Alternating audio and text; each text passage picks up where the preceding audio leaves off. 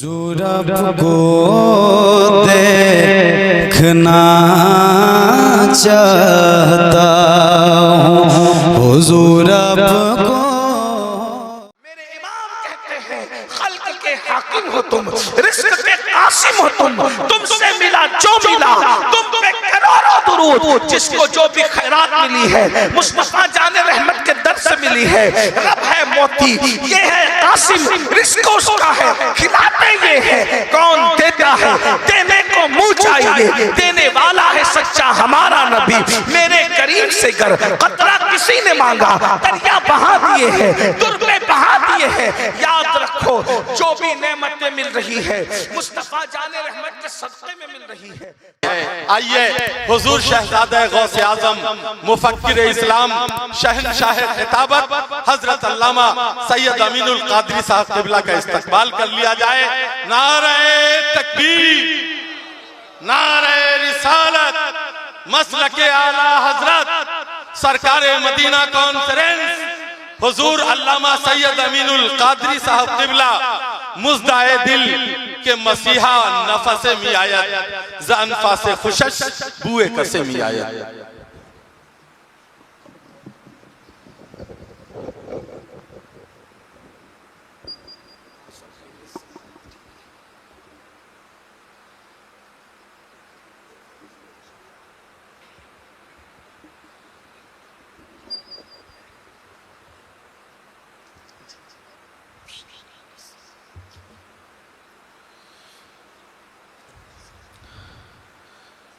अस्सलामु अलैकुम व रहमतुल्लाहि व बरकातुहू। अल्हम्दुलिल्लाहि रब्बिल आलमीन वल्लल्लाहु तआला अलैहि वसल्लम। वो सुए लालाज़ार फिरते हैं, तेरे दिन ए बहार फिरते हैं, जो तेरे दर से यार फिरते हैं, दर बदर यूं ही ख्वार फिरते हैं। उस गली का गदा हूँ मैं जिसमें मांगते ताजदार फिरते हैं। फूल क्या देखो मेरी आंखों में, दश्त तैबा के खार फिरते हैं। जान है जान क्या नजर आए, क्यों अदू गिरदे गार फिरते हैं। रखिए जैसे हैं खानाजाद हैं हम, मोल के ऐबदार फिरते हैं। और कोई क्यों पूछे तेरी बात रजा, तुझसे कितने हजार फिरते हैं। आज की ये महफिल सरकारे मदीना सल्लल्लाहु अलैहि वसल्लम कॉन्फ्रेंस के हवाले से इस्लाहे अकायद व अमाल को लेकर इनेकाद पजीर है।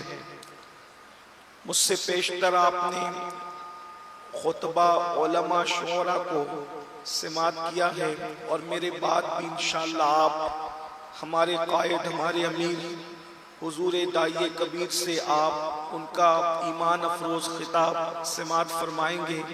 हुजूर वाला जल्द ही तशरीफ लाएंगे।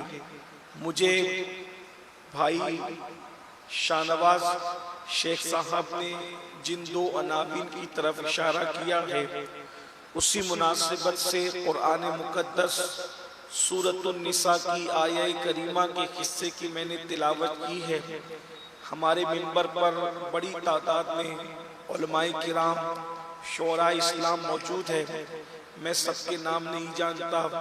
हमारे बिरादर मुकर्रम हज़रत अल्लामा मुफ्ती मंजर साहब अशरफी, हमारे नकीब महफिल, और भी बड़ी बड़ी हस्तियाँ यहाँ पर मौजूद है। अल्लाह पाक सबका आना, इन हजरात का बुलाना अपनी बारगाह में कबूल फरमाए। थोड़ी देर के लिए मैं हाजिर हूँ। आप सबकी नौजवान भाइयों की बहनों की खुसूसी तवज्जो का तालिब हूँ। जितनी देर में हजरत तशरीफ लाएंगे बस उतनी ही देर मेरी गुफ्तगू होगी। बहुत तवील कोई गुफ्तगू करने का इरादा नहीं है। वैसे भी क़िबला कायदे मोहतरम इस बात को पसंद करते हैं कि महफिल मुख्तसर हो और जामे हो, ताकि हम कौम को कोई पैगाम दे सके। देर तक महफिल चलाना ये कोई बहुत बड़ी शान की बात नहीं है। बल्कि हम मुख्तसर से वक्त में अपनी कौम को कुछ ऐसा पैगाम दे दें जिससे उनकी भी दुनिया और आखिरत संवर जाए और अपनी भी दुनिया और आखिरत संवर जाए। आज ये दौर इंटरनेट का दौर है, ये दौर सोशल मीडिया का दौर है, ये दौर टेक्नोलॉजी का दौर है, ये दौर मशीनों का दौर है, ये दौर बज़ाहिर तहजीब, तमद्दुन और कल्चर को कुचल करके इंसान हवाओं में परवाज करने की कोशिश कर रहा है। मशीनें तरक्की कर रही है और इंसान ज़वाल पजीर हो रहा है। गुफ्तगू तरक्की कर रही है, अमल ज़वाल पजीर हो रहा है। तहजीबें पैरों तले कुचली जा रही है, बातें बड़ी बड़ी की जा रही हैं। ऐसे हमाहमी के माहौल में, ऐसे तूफान बदतमीजी के माहौल में, जहां लोगों का रिश्ता अल्लाह से कमजोर हुआ, उसके रसूल से कमजोर हुआ, सहाबा किराम से कमजोर हुआ, अहलुल बैत से कमजोर हुआ, इसी तरीके से जहां ईमानियात के रिश्ते कमजोर हुए, वहीं पर खूनी रिश्तों की भी अहमियत कम से कम होती चली गई। इसलिए कि जब ईमान का रिश्ता मजबूत होगा तो खून के रिश्तों की भी अहमियत होगी। जब ईमान का रिश्ता ही कमजोर हो जाएगा तो खून के रिश्तों की अहमियत क्या रह जाएगी। जिस कौम का हाल ये हो कि वो अल्लाह जो रोजी भी देता है, बताओ कौन सा मुसलमान है जो जंगल में रहे, बियाबान में रहे, और कौन सा मुसलमान है जिसने कभी अली बा भी ना पढ़ा हो, कौन सा मुसलमान है जिसने पूरी जिंदगी नमाज भी ना पढ़ी हो। क्या उस मुसलमान को ये पता नहीं कि रोजी देने वाला कौन है, रिस्क देने वाला कौन है। सारी कायनात कहती है कि रोजी देने वाला अल्लाह है। सिर्फ मुसलमान नहीं बल्कि जो मुसलमान नहीं है वो भी ये कहते हैं कि रोजी देने वाला ऊपर वाला है। वो अपने अपने अंदाज में कहते हैं, हालांकि हम अल्लाह रब्बुल इज्जत के लिए एहतियाती तौर पर इस तरह के अल्फाज नहीं कहते, लेकिन बहरहाल दूसरी कौमें ऐसा कहती है। रोजी देने वाला अल्लाह है, अल्लाह रब्बुल इज्जत रोजी देता है। बताओ मुझे, रोजी अल्लाह देता है, हर मुसलमान का ईमान है। माँ के पेट में खूबसूरत शक्ल जिसने बनाई है वो कौन है? वो सिर्फ अल्लाह है। अल्लाह के सिवा और कोई है जिसने जो इतनी खूबसूरत शक्ल बना सकता है? अल्लाह अकबर। जरा आईने में अपनी शक्ल देखकर जो बार बार इतराते हो, कभी ये भी सोचा ये शक्ल अगर अल्लाह खूबसूरत न बनाता तो क्या मैं आईने के सामने खड़े होकर के इतराता? मैं आईने के सामने इस तरीके से खड़े होने का हकदार होता? कभी सोचा अपनी शक्ल को देखकर अल्लाह ने कितना खूबसूरत बनाया? ऐ इंसान, अल्लाह ने तुझे कितना हसीन बनाया, अल्लाह ने तुझे कितना खूबसूरत बनाया। रोजी देने वाला अल्लाह, रिस्क देने वाला अल्लाह, खूबसूरत शक्ल बनाने वाला अल्लाह, अच्छे खानदान में पैदा करने वाला अल्लाह, चलने की ताकत देने वाला अल्लाह। मुझे बताओ, अगर अल्लाह चलने की ताकत न देता, पैरों पर खड़े होने की ताकत न देता, तो क्या हम अल्लाह अकबर लोगों का बोझ उठा सकते थे? बल्कि लोगों पर बोझ बन जाते। जाओ जा करके मेरी कौम के जवानों, दनदनाते हुए जमीन पर चलने वालों, जा करके उनके दिल से पूछो जो बिस्तर पर माजूर होकर के पड़े हैं, जिनके पैरों में चलने की ताकत नहीं है। ये ताकत किसने दी है? किसी डॉक्टर ने नहीं दी, माँ बाप ने नहीं दी, भाइयों ने नहीं दी, आपने खुद से ये ताकत नहीं कमाई। अगर अल्लाह किसी को चलाना न चाहे तो बड़े से बड़ा मालदार भी उसको चला नहीं सकता, बड़े से बड़ा डॉक्टर भी उसको चला नहीं सकता। ये अल्लाह के इनामात है। पैरों में ताकत उसने दी, आंखों में देखने की ताकत उसने दी, कान को सुनने की ताकत उसने दी, जबान को बोलने की ताकत उसने दी। अरे क्या है जो उसने नहीं दिया? हर नेमत उसने दी है। लेकिन टेक्नोलॉजी के इस दौर में ये कौम अल्लाह की भी बेवफा हो गई। अल्लाह अकबर। जो रोजी दे रहा है उससे वफादारी नहीं करते, जो रोजी दे रहा है उसके लिए टाइम नहीं निकालते। मुझे बताओ तो सही, हम किससे वफा करेंगे? अल्लाह अकबर। अपनी बेबसी का रोना रोने वालों, अपनी तबाही का रोना रोने वालों, अपनी अपनी बर्बादी का रोना रोने वालों, मुझे बताओ मेरे भाई जो मेरी कौम के जवानों, अल्लाह सब कुछ देता है, उसके लिए 10 मिनट का टाइम नहीं निकालते। मस्जिदें तो बना रहे हो, क्या सजदों का शौक भी पेशानियों में है? हमें तो डर लगता है, अल्लाह न करे अगर यही सूरत हाल रही, मस्जिदें तो होगी, कहीं ऐसा ना हो कि मस्जिद के दरवाजों पर ताले लगे रहे और लोग मस्जिदों का मजाक उड़ाते रहे, मस्जिदों के अंदर धूल पड़ी रहे और हफ्ते में एक दिन ये मामूल बन जाए। अल्लाह न करे वो दिन देखने से पहले अल्लाह हमें ईमान पर मदीने मुनव्वरा में मौत नसीब फरमाए। लेकिन इतना जरूर कहूंगा, कहीं ऐसा तो नहीं होगा कि जुमेरात के दिन मस्जिद को साफ किया जाएगा और जुमा की 2 रकअत पढ़ के बंद कर दी जाएगी। और ये सूरत हाल बहुत सारे इलाकों में पैदा हो रही है। अपने आप में डूब कर सोचो, अगर कोई एक गिलास पानी दे दे, उसके एहसान तले दबे रहते हो। जिस अल्लाह ने सब कुछ दिया उससे वफा न करोगे तो फिर वफा किस चीज का नाम है? किससे वफा करोगे? आज पूरी दुनिया के अंदर कुछ ले जा रहे हो, तबाह किए जा रहे हो, बर्बाद किए जा रहे हो। हालात का रोना रोने वालों, जब कौमे खुदा के साथ गद्दारी करती है तो कुदरत फिर उनको तबाह करने के लिए जालिमों को मुसल्लत कर देती है। अल्लाह अकबर। इसलिए जरा होश के नाखून लो, दुनिया के हालात अभी एक पल में बदलते हैं, बस मुसलमानों को बदलने की जरूरत है, अपने आप को तब्दील करने की जरूरत है। मैं बात कर रहा था, अल्लाह के कितने एहसानात हैं, हम अल्लाह के वफादार हैं। अल्लाह अकबर। फिर उसके बाद अल्लाह के बाद सबसे ज्यादा एहसानात जिस हस्ती के हैं, उस हस्ती को मुहम्मदुर रसूलुल्लाह कहते हैं, सैयदुल मासूमीन कहते हैं, सैयदुल अंबिया कहते हैं, ताहा व यासीन कहते हैं, मुज़म्मिल व मुद्दस्सिर कहते हैं। एक बात कहूं, बल्कि खुदा ने हमें जो नेमत दी है, न मेरा चेहरा देख कर दिया न तुम्हारा चेहरा देख कर दिया, इसलिए कि कुदरत गयूर है, वो कहार है, वो जब्बार है, वो हरगिज़ न देता, रोटी का टुकड़ा भी नहीं देता अगर हमारा चेहरा देखता। उलमाए किराम की दुआ लेने के लिए तवज्जो चाहता हूँ, मैं उनकी मालूमात में इजाफा तो नहीं कर सकता, लेकिन सिर्फ इसलिए उनकी तवज्जो चाहता हूँ, अगर गलती करूँ तो मेरी इस्लाह करेंगे। अगर कुदरत हमारे अमल को देखकर हमें देना चाहती तो रोटी का टुकड़ा भी हमें नसीब न होता।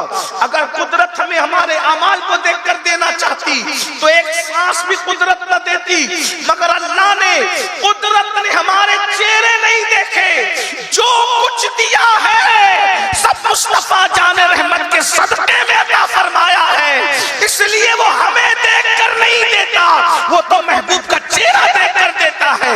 हबीब मैं इनको नहीं देखता, मैं तो तेरी सूरत को देखता हूँ, हत्ता के दुनिया की नेमत भी दूंगा तो इनको देखकर नहीं, और अगर जन्नत भी दूंगा तो इनको देखकर नहीं। तू जिसको कहेगा तेरी सूरत देखी जाएगी और लोगों को जन्नत में दाखिल कर दिया जाएगा।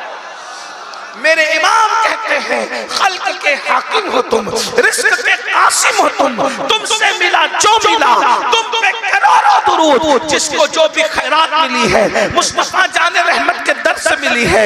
रब है मोती, ये है कासिम, रिज़्क़ उसका है, खिलाते ये है, कौन देता है, देने को मुँह चाहिए, देने वाला है सच्चा हमारा नबी। मेरे करीम से कर कतरा किसी ने मांगा, दरिया बहा दिए हैं, दुर्बे बहा दिए हैं। याद रखो, जो भी नेमतें मिल रही है मुस्तफा जाने रहमत के सदक़े में मिल रही है। कुरान किसने दिया? मुस्तफा जाने रहमत के हाथों से मिली। अल्लाह अकबर। एक बात बता, और अंबियाए किराम की कौमें अगर जुर्म करे तो कुदरत उनको ओपन कर देती, कुदरत उनको बेनकाब कर देती, हत्ता के ऐसे उनके ऐब को खोला जाता कि अपनी किताबों में उनके ऐब बयान कर दिए गए। गौर करना, हुजूर के उम्मती होने का हमारे सबसे बड़ा फायदा क्या है? कौमे लूत ने जो किया, किताबों में आ गया कि कौमे लूत इतनी बुरी थी, कौम यूनुस ने जो किया किताबों में आ गया कि कौम यूनुस इतनी बुरी थी। कौम मूसा ने जो किया किताबों में आ गया। कौम नूह ने जो किया किताबों में आ गया। कौम आद ने जो किया किताबों में आ गया। कौम समूद ने जो किया किताबों में आ गया। लेकिन उम्मत मुहम्मदिया को सबसे आखिर में भेजा गया। हबीब, तेरे बाद कोई किताब नाज़िल नहीं करेंगे, न कोई नबी आएगा नया, न कोई किताब आएगी, ताकि तेरी उम्मत जो पाप और जराइम करे उस पर पर्दा डाल देंगे, किसी को बताएंगे नहीं, इसलिए कि इन पापियों को नहीं देखते, तेरी मासूमियत और तेरी महबूबियत की वजह से इन पर पर्दा डाल। और एक बात गौर फरमाए, सबके ऐब उम्मत मुहम्मदिया पे जाहिर किए, मगर उम्मत मुहम्मदिया के ऐब किसी उम्मत पर जाहिर नहीं किए। इनसे पहले इनकी खूबियां तो बयान की गई, लेकिन इनकी खराबियां किसी कौम के सामने बयान नहीं की गई। अल्लाह अकबर, इतने एहसानात नबी के हैं। बताओ उस नबी के साथ हमारी वफादारी क्या? कभी गौर करना। हम कहते हैं हम नबी के नाम पे जान दे देंगे। एक दिन में रसूलुल्लाह का जिक्र कितनी बार करते हो? अपने आप में डूब के सोचो। कोई हाथ उठाने की जरूरत नहीं, कुछ जवाब देने की। अपने ज़मीर की अदालत में खुद को खड़ा करके सोचो कि जिस नबी के इतने एहसानात हैं, उस नबी का नाम हम दिन में कितनी बार लेते हैं, कितनी बार अपने आका पे दुरूद पढ़ते हैं? बताइए। अल्लाह दुरूद भेज रहा है अपने महबूब पर, फरिश्ते दुरूद पढ़ रहे हैं महबूब पर। हर अल्लाह वाले ने दुरूद पढ़ा और दुरूद ही पढ़ते रहे, इसलिए कि दुरूद कभी मरदूद नहीं है। और जब कोई एक मर्तबा दुरूद पढ़ता है, बुखारी शरीफ की हदीस है, मन सल्ला अलैहि वाहिदा सल्लल्लाहु अलैहि अशरा, कि जो मुझ पे एक बार दुरूद भेजे अल्लाह उस पर 10 मर्तबा दुरूद नाजिल करता है, उस पर 10 मर्तबा रहमतें नाजिल फरमाता है। दुरूद दुरूद है, कभी दुरूद पढ़ा। दोस्तों की गीबत एक दिन में कितनी बार करते हो? महबूब पे दुरूद कितनी बार पढ़ते हो? गाली कितनी बार देते हो? दुरूद कितनी बार पढ़ते हो? यानी जिसने हम पे एहसान किया, हमने हमेशा उसकी एहसान फरामोशी की।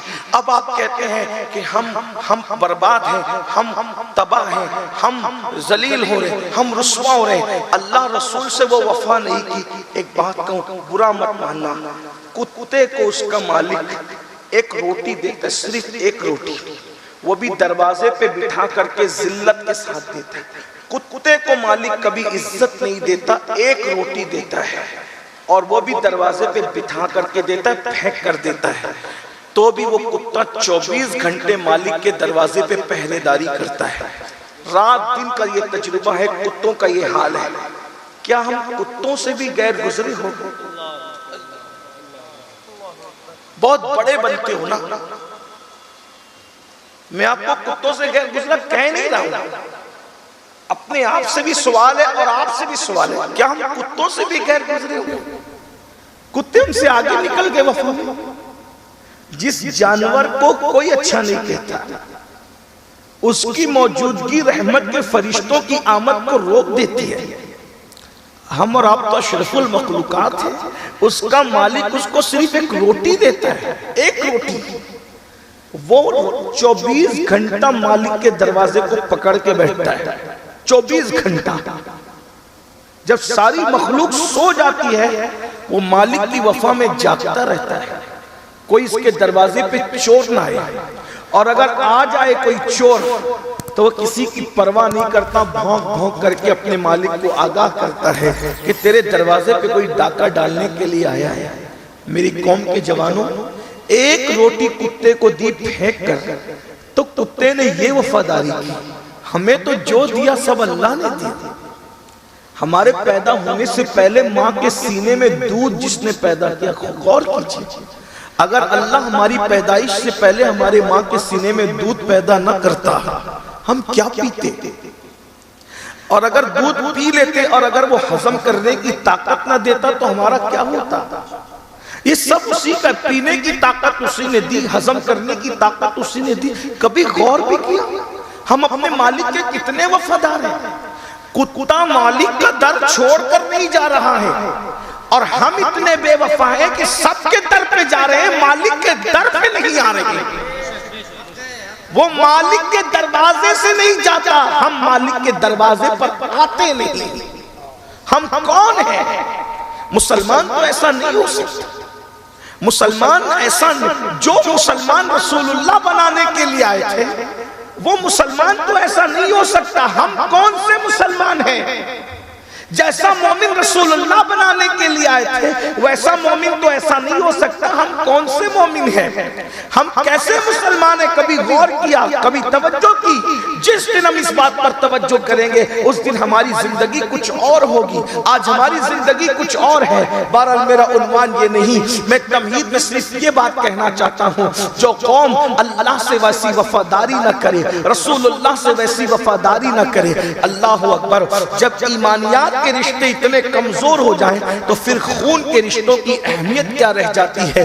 एक बात मैं आपसे अर्ज करता हूं, अपनी गुफ्तगू को आगे बढ़ाने से पहले एक बात कभी सोचा, कुत्ते के मालिक ने एक रोटी दी और उसके घर पर कोई हमला करे, चोरी करे, डाका डाले तो कुत्ता ताकत न होने के बावजूद चीखता है, चिल्लाता है, लोगों को आगाह करता है, लोगों को बेदार करता है कि तेरे घर पे हमला हुआ है। आज मुझे बताओ, अल्लाह ने हमें सब कुछ दिया है और उसका पसंदीदा दीन इस्लाम है, आज उस पर हमले हो रहे हैं, हमें उसकी फिक्र क्या है? हमने उसका दिफा करने के लिए क्या प्लान किया है? हमने दीन को बचाने के लिए क्या प्लान किया है? बड़ी माजरत के साथ हम अपनी सेहत बचाने के लिए तो बहुत जतन करते हैं, हम अपना माल बचाने के लिए तो बहुत जतन करते हैं, दीन बचाने के लिए क्या प्लान है? आज बच्चियां इर्तिदाद की तरफ जा रही हैं, आज बच्चे कुफ्र की तरफ जा रहे हैं, दीन छोड़ करके किसी और रास्ते को लोग इख्तियार कर रहे हैं। बताओ, हमने कभी सोचा, कभी हमने गौर किया, हम अपनी रोटी रोजी के लिए जितना सोचते हैं कभी हमने अपने दीन के लिए भी उतना सोचा? हम अपने बच्चों की शादी ब्याह के लिए जितना सोचते हैं उतना अपने बच्चों का ईमान बचाने के लिए भी कभी सोचा? हम अपने बच्चों को दुनियावी डिग्री दिलाने के लिए जितना सोचते हैं, ईमान की डिग्री देने के लिए भी कभी हमने इतना सोचा? कभी नहीं सोचा। इसलिए कि हमारे पास हर चीज की अहमियत है, हमारे पास दीन की अहमियत नहीं, हमारे पास इस्लाम की अहमियत नहीं, हमारे पास ईमान की अहमियत नहीं। कल के मुसलमान और आज के मुसलमान में फर्क यही है, कल का मुसलमान जान से ज्यादा दीन और ईमान को अहमियत देता था और आज का मुसलमान दीन और ईमान को भूल करके सिर्फ रोजी रोटी के चक्कर में फंस करके रह गया।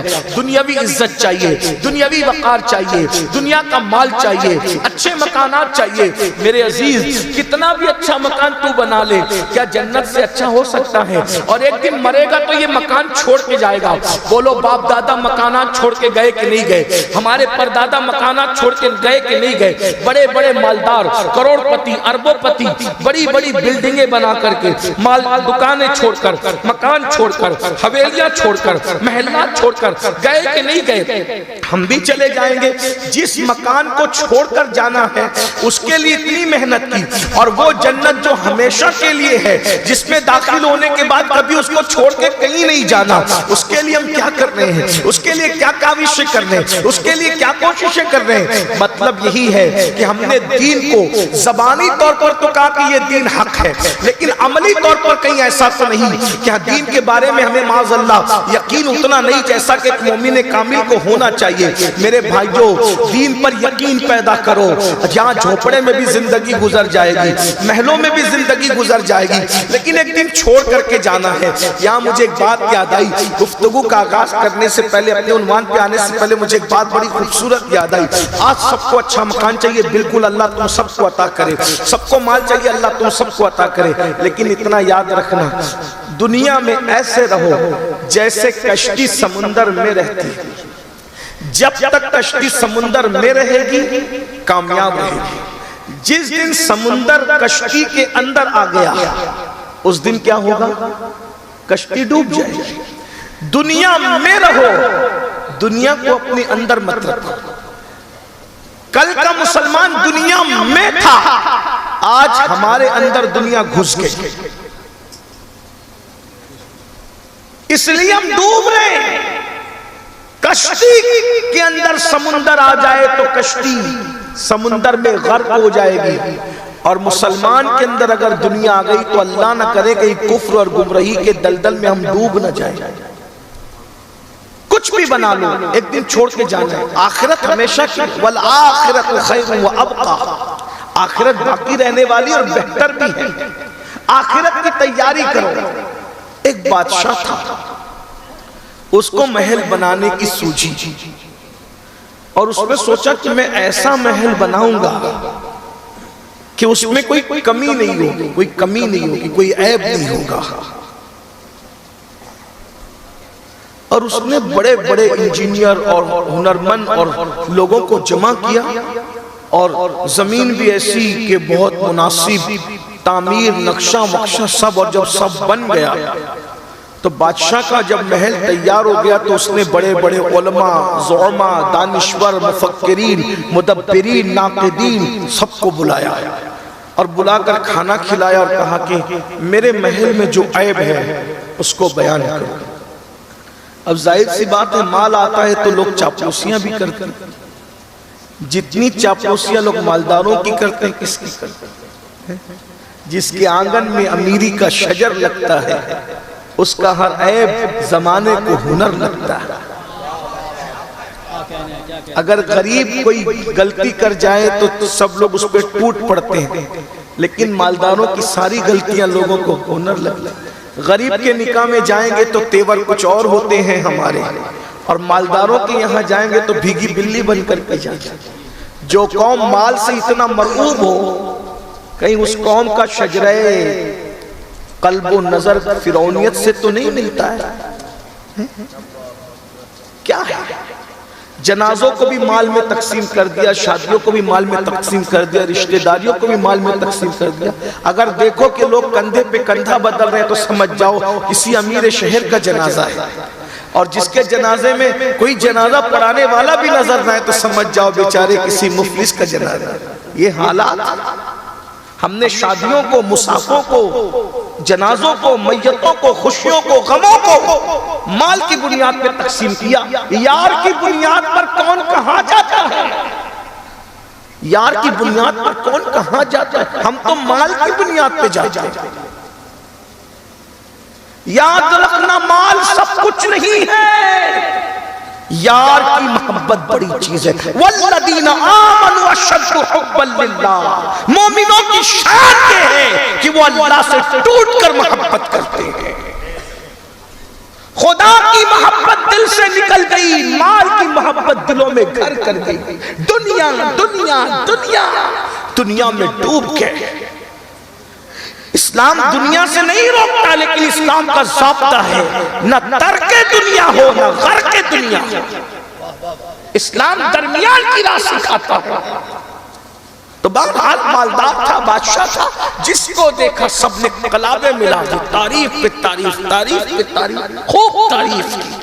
क्या महल बनाया और क्या नक्शा बनाया और क्या जमीन का इंतखाब किया और क्या कमरे बनाए और ये और वो और वो और वो सब खा के तारीफ करके चले गए।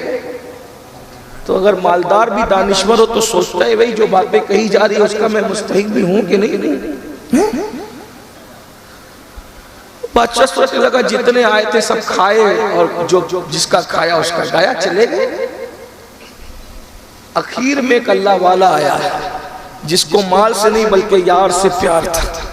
उसने कहा बादशाह हम तेरा खाएंगे तो नहीं, बादशाह तेरा खाएंगे तो नहीं, इसलिए कि तू बादशाह है, तेरे यहाँ हलाल और हराम की उतनी तमीज नहीं है, तो हम नहीं खाएंगे। अलबत्ता महल चेक करके हम बता जरूर देंगे कि महल में ऐब क्या है। और पूरे महल का चक्कर लगा करके फिर अल्लाह वाले ने बादशाह से कहा कि बादशाह तेरे महल में 2 ऐब हैं और बहुत बड़े ऐब हैं। अब गौर करना अल्लाह वाले किस अंदाज से, किस नजरिए से देखते हैं चीजों को। तेरे महल में 2 ऐब हैं। नंबर 1, ये हमेशा नहीं रहेगा। पहला ऐब ये है, हम सबके घरों का यही ऐब है। पहला ऐब, अगर वाकई अल्लाह के लिए तकरीर सुनने आए और महफिल में शिरकत करने आए हो तो दिल के कानों को वाक कर लो, दिल के कानों को खोल करके सुनो। माल Calcutta, Delhi, London, America, Dubai तक कमाने, सऊदी तक कमाने के लिए जाते हो, घर बनाएंगे, बनाओ, अच्छी चीज है, लेकिन यहाँ का फानी घर बनाने से पहले वहां बाकी रहने वाले घर पे भी तवज्जो दो, उसकी तरफ भी तवज्जो करो। तो बादशाह से कहा कि तेरे महल में 2 ऐब है। हम सबके घरों में 2 ऐब है, कुछ हो ना हो लेकिन ये 2 ऐब है। पहला, ये हमेशा नहीं रहेगा, और नंबर 2, इस घर में रहने वाला हर फर्द मरेगा। 2 है, इस घर में रहने वाला हर फर्द मरेगा और ये घर हमेशा नहीं रहेगा। बादशाह को हंसी आ गई। बादशाह ने कहा, क्या किसी का ऐसा भी महल है कि जिसमें ये दोनों ऐप नहीं? कहा बिल्कुल, उसे जन्नत कहते हैं, उसे जन्नत कहते हैं। वो जन्नत हमेशा रहेगी और जो जन्नत में चला जाएगा उसको कभी मौत नहीं होगी। हुजूर आपको देखना चाहता